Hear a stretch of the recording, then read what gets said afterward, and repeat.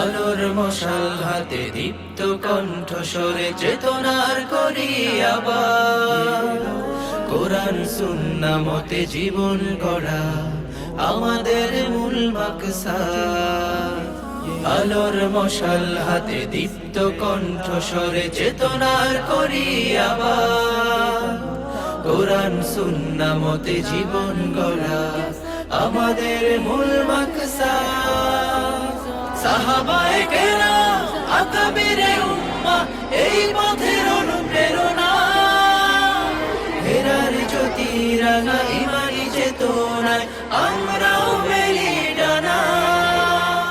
সাহাবায়ে কেরাম আকাবিরে উম্মাহ এই পথের অনুপ্রেরণা হেরার জ্যোতি রাঙা ইমানি চেতনায় আমরাও মেলি ডানা।